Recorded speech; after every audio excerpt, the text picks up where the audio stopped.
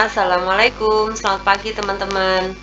Em, Kalau di tempatnya teman-teman, untuk di rumah sakitnya pengelolaan UDD-nya, apakah etiketnya sudah bisa dikelola di SIM RS? Maksudnya apakah bisa di-print langsung? Nah, kalau bisa di-print langsung alangkah senangnya ya. Jadi keluar etiket UDD itu bisa langsung menunjukkan atau bisa langsung mengeluarkan label yang memuat data-data yang diperlukan pada label UDD ya. Nah, tapi kalau misalnya belum ada, ini kita akan belajar sama-sama gimana membuat lembar kerja dan etiket UDD gitu ya. Nah, seperti ini.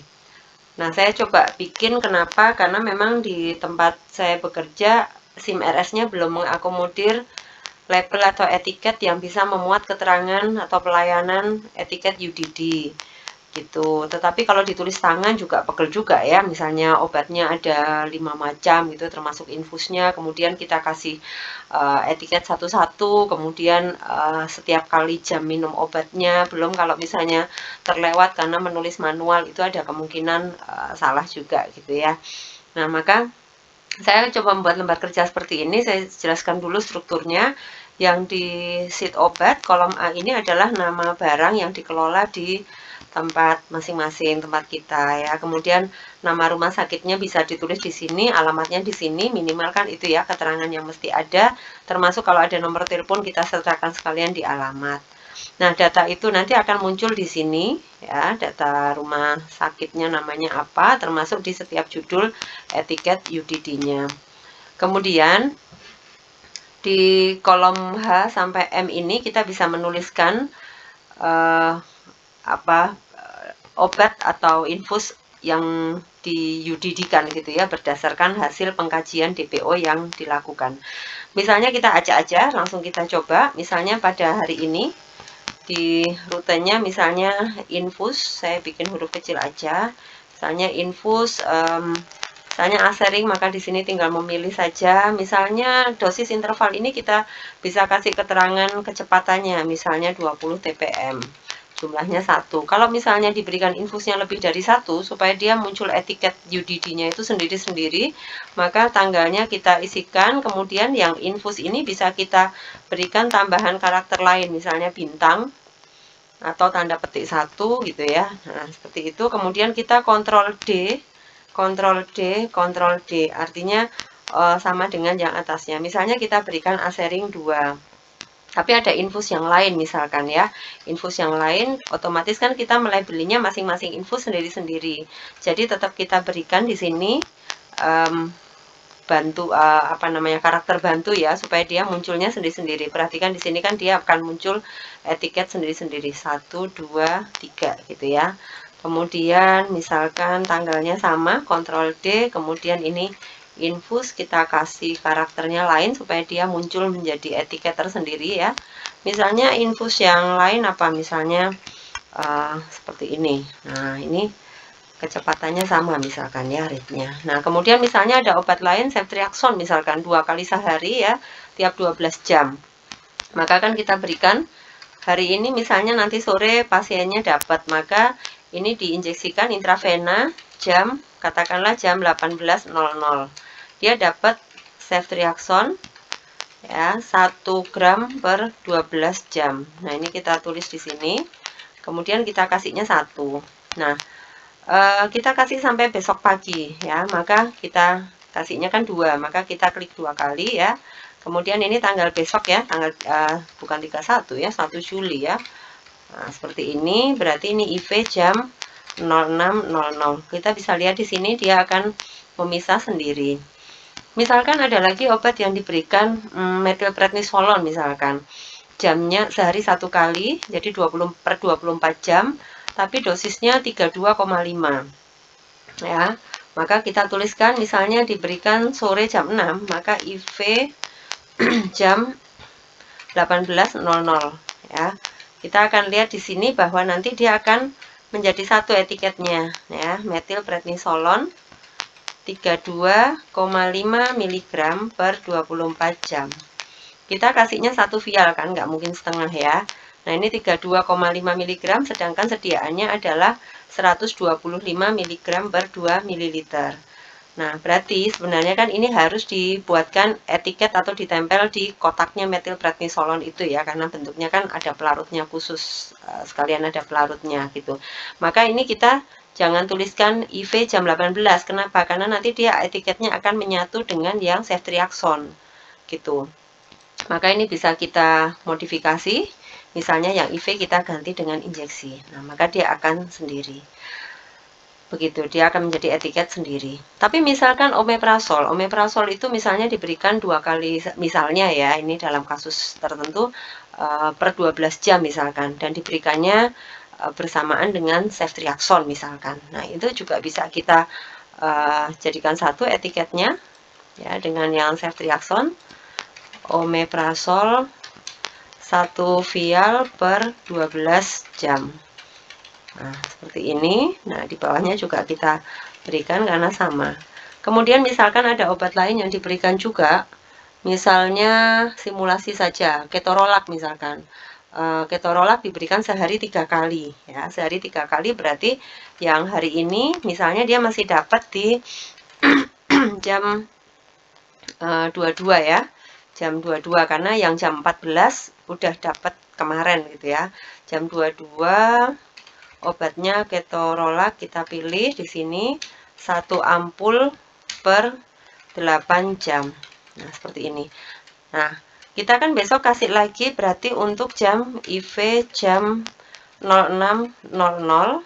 Kemudian lagi kita kasih yang untuk siang jam 14.00. Nah, seperti ini.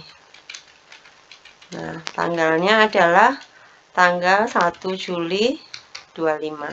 Nah, kita akan lihat bahwa dia langsung akan memisahkan diri ceftriaxone, omeprazol, ketorolak pada jam 6 pagi gitu.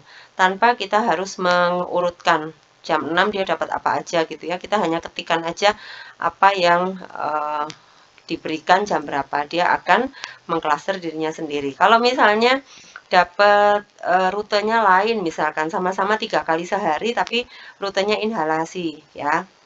Contohnya misalnya hari ini dia dapat 3 kali sehari tapi salbutamol nebulizer misalkan, maka kita tulis di sini rutenya inhalasi misalnya jam 22.00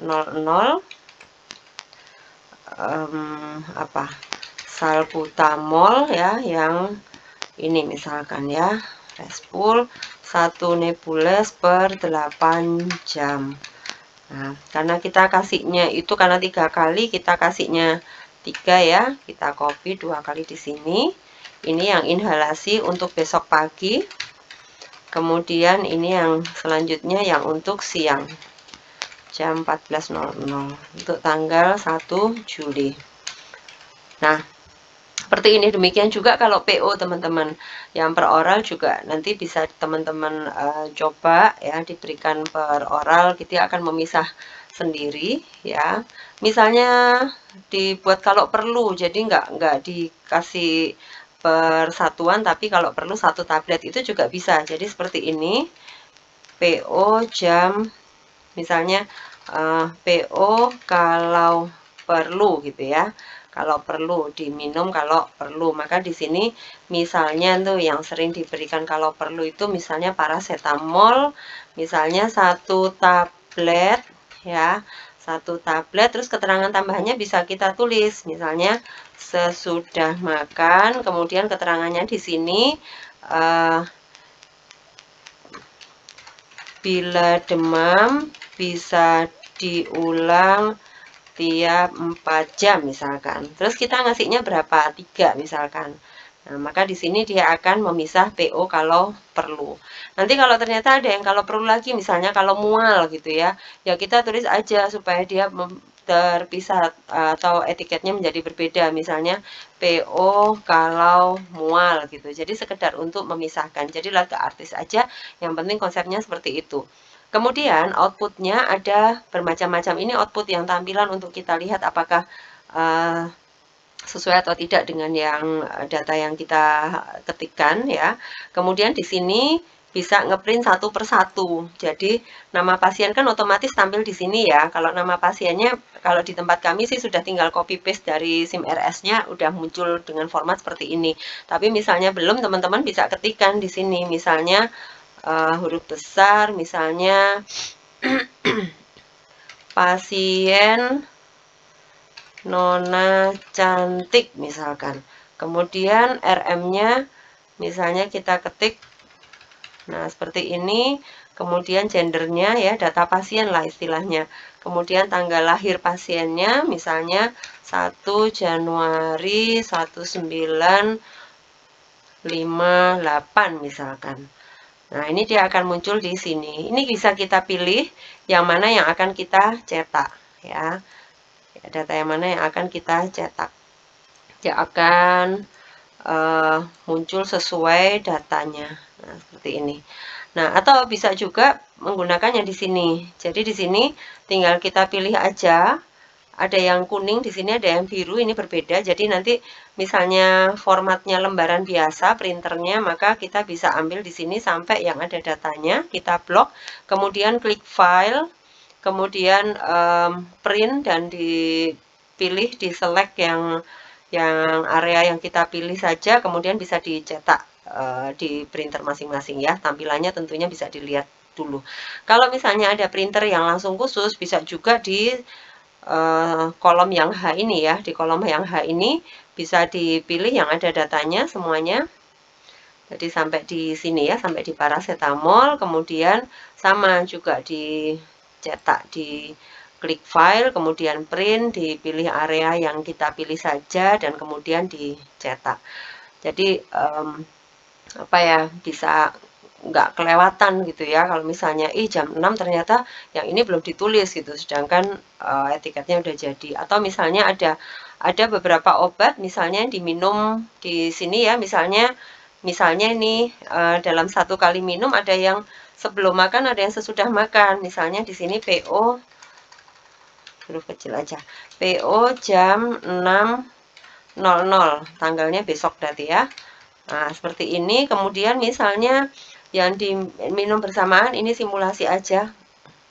Misalnya domperidon atau ondansetron misalnya. Ondansetron tablet misalkan. Berarti kan ini satu tablet kita bisa tulis sebelum makan gitu. Satu misalkan. Kemudian, tapi minumnya misalnya bareng juga gitu ya. Tanggal 1 Juli 25, PO jam 6. Atau sama-sama sebelum makan, misalnya ada lansoprazol, 1 kapsul, kan sebelum makan sama. Tapi di sini kita tambahkan 1 jam sebelum makan. Kalau yang ondan kita tambahkan misalnya 15 menit sebelum makan. Kemudian nanti sesudah makannya dia misalnya harus minum misalnya 06.00, ini simulasi aja ya, bebas aja. Misalnya dia harus minum metilprednisolon misalkan. Nah, ini misalnya 1 tablet sesudah makan gitu. Atau misalkan untuk lebih umum lagi, kita bisa tulis PO pagi. Nah, maka pagi itu nanti dia akan menjadi satu etiket pagi tersendiri di sini. Nah, ini ondansetronnya 15 menit sebelum makan, langsungnya 1 jam sebelum makan, metilprednisolnya sesudah makan. Itu juga bisa membantu. Tapi yang jelas, karena ini UDD, kan tabletnya kecil-kecil ya, tabletnya kecil-kecil, kemasannya kecil-kecil, belum tentu kelihatan tuh ondan, lanso, itu belum tentu kelihatan di kemasan tabletnya. Maka langkah baiknya tetap dikasih apa namanya, etiket kecil-kecilnya, maksudnya penanda bahwa yang mana yang ondan, yang mana yang lanso, yang mana yang metilprednisolon. Ya, saya kira teman-teman pasti lebih expert daripada saya ya. Saya termasuk baru di rumah sakit dan saya hanya mencoba cara yang mana, karena tulisan saya juga nggak terlalu bagus, jadi saya pikir alangkah baiknya kalau perawat yang di bangsal atau ketika kita menyerahkan obat di pasien terutama, itu yang dibaca adalah tulisan yang cukup jelas atau memberikan informasi yang jelas. Seperti yang metilprednisolon ini, katakan misalnya yang injeksi jam 18 ini ya, kita akan, nah ini Ini kan jelas metilprednisolon 125 mg per 2 mili injeksi, tapi diberikannya 32,5 mg per 24 jam. Artinya tidak satu vial diberikan semua, tapi hanya 32,5 mg. Gitu. Itu teman-teman, saya kira nanti kalau ada masukan boleh dituliskan atau boleh kontak saya untuk kita diskusi lebih lanjut. Wassalamualaikum.